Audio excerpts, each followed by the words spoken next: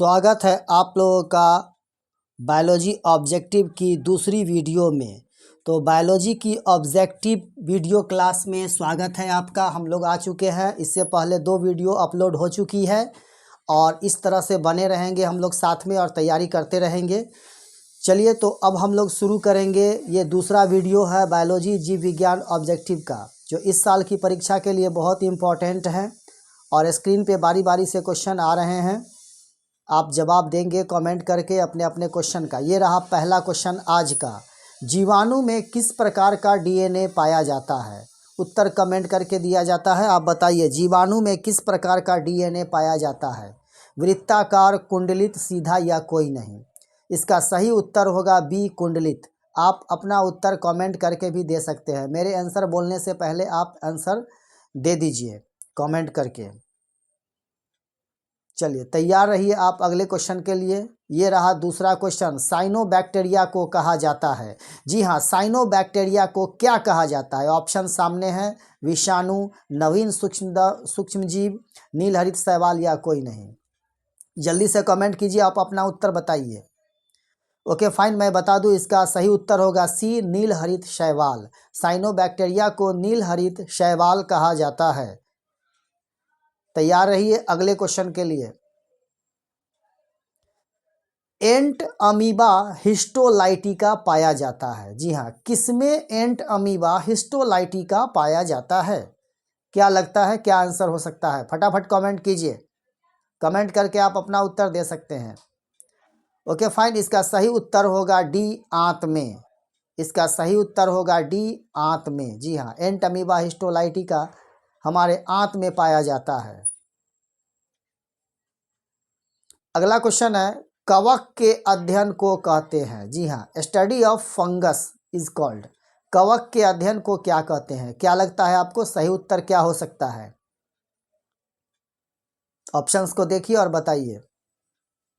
Okay fine, इसका सही answer होगा ए, माइकोलॉजी। कवक के अध्ययन को माइकोलॉजी कहते हैं। इसका सही उत्तर होगा ए, माइकोलॉजी।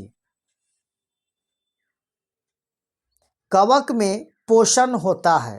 अगला क्वेश्चन है, कवक में पोषण होता है। जी हाँ, किस प्रकार का पोषण कवक में होता है? ऑप्शंस को देखिए और आप अपना उत्तर कमेंट करके बताइए। ओके फाइन, मैं बता दूं सही उत्तर होगा सी, सहजीविता। कवक में सहजीविता पोषण होता है।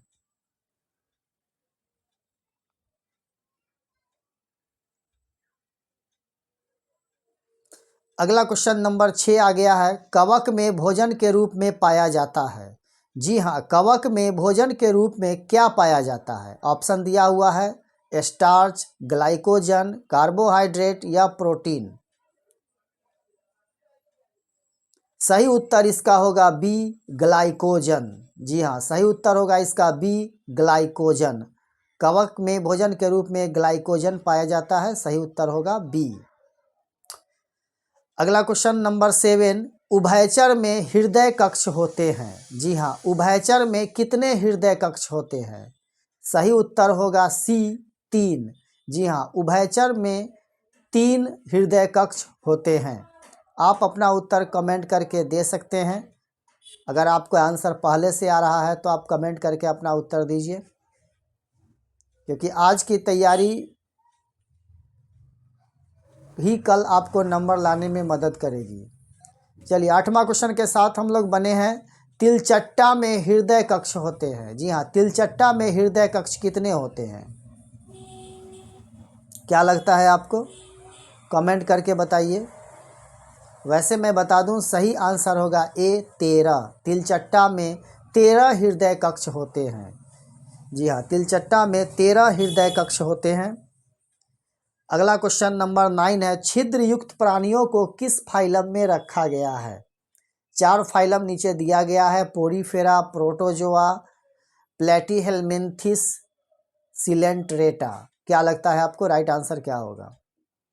सही उत्तर इसका होगा ए, पोरीफेरा। पोरी का मतलब ही होता है छिद्र, नाम से ही पता है। पोरीफेरा के अंतर्गत छिद्र युक्त प्राणियों को रखा गया है। सही आंसर होगा ए, पोरीफेरा। अगला क्वेश्चन है, मेढक जी हाँ, मेढक किस वर्ग का जंतु है? मेढक किस वर्ग का जंतु है? मत्स्य, उभयचर, स्तनधारी या पक्षी? सही उत्तर होगा इसका बी, उभयचर। मेढक उभयचर वर्ग का जंतु है। Get ready for the next question.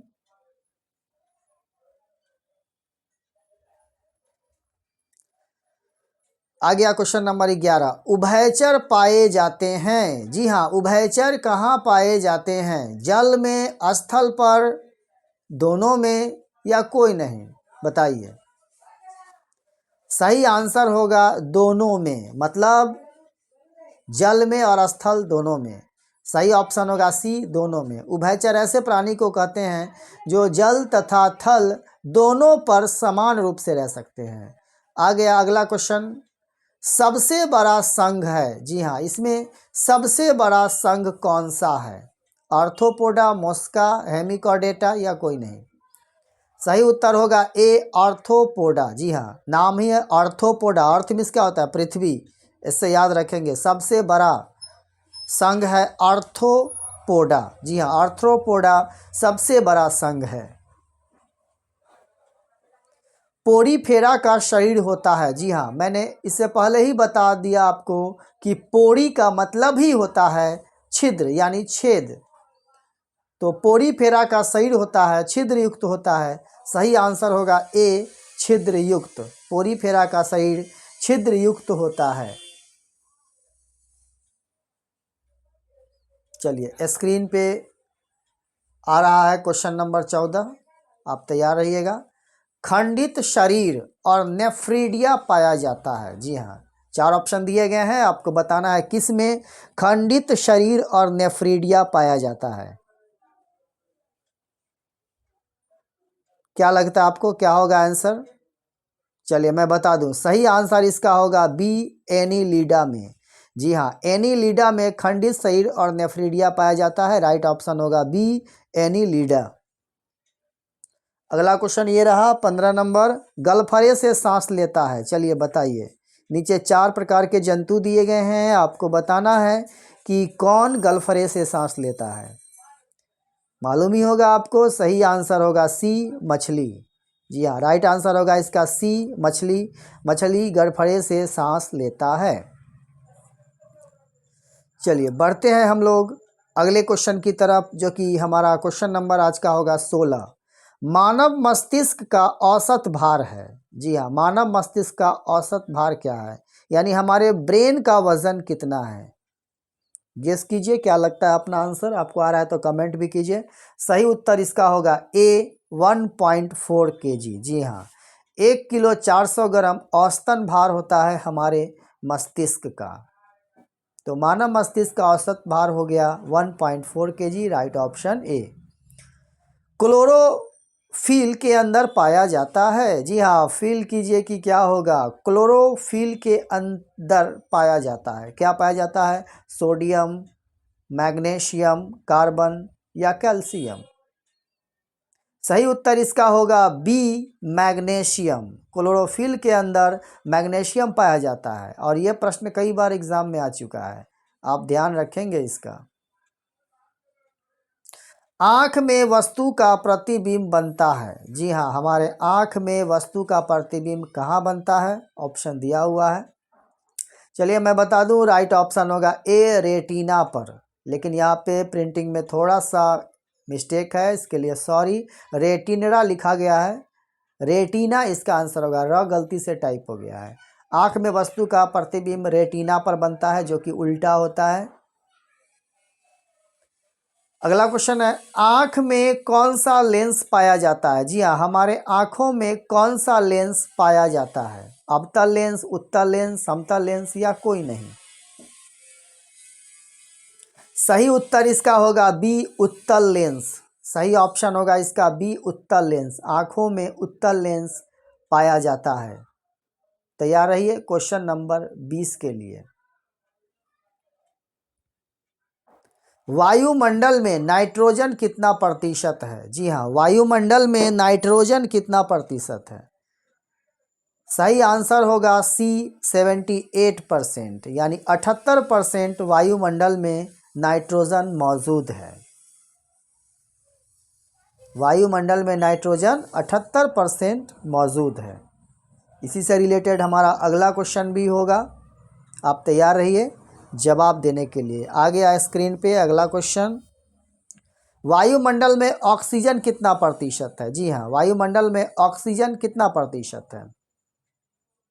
सही आंसर होगा ए 21%। जी हाँ, वायुमंडल में ऑक्सीजन 21% है। जी हाँ, राइट आंसर होगा ए 21%। वायुमंडल में ऑक्सीजन 21%, वायुमंडल में ऑक्सीजन 21, ऑक्सीजन 21, एकदम बिल्कुल रट्टा मार लीजिए। आ गया अगला क्वेश्चन। वायुमंडल में CO2 मतलब कार्बन डाइऑक्साइड कितना प्रतिशत है? जी हाँ, 78 नाइट्रोजन हो गया, 21 ऑक्सीजन हो गया, अब बचा कार्बन डाइऑक्साइड। तो मैं भाई बता दूं आपको कि कार्बन डाइऑक्साइड होगा 0.03%, यानी राइट आंसर होगा बी 0.03%। वायुमंडल में कार्बन डाइऑक्साइड 0.03%। संक्रमणित रोग नहीं है, बताना इसमें से कौन सा रोग संक्रमणित नहीं है, जो संक्रमण से नहीं फैलता, यानी एक दूसरे के छूने से नहीं फैलता है। तो सही आंसर होगा सी कैंसर, राइट आंसर होगा सी कैंसर। बाकी एड्स, मलेरिया, टाइफाइड कांटेक्ट में आने से फैलता है, ये फैलने वाला बीमारी है, लेकिन कैंसर एक दूसरे से नहीं फैलता है। राइट आंसर होगा सी कैंसर। 24वां क्वेश्चन, शुक्राणु की जीवन अवधि होती है? जी हाँ, मानव में शुक्राणु कितनी देर तक जीवित रहता है? सही उत्तर इसका होगा सी 20 मिनट तक। जी हाँ, शुक्राणु 20 मिनट तक जीवित रहता है। तो इस तरह से आप लोग तैयारी करते रहे और ज़रूर कमेंट करना मत भूलिए, कम से कम एक कमेंट कीजिए और बताइए वीडियो कैसी लगी। क्या हमें इस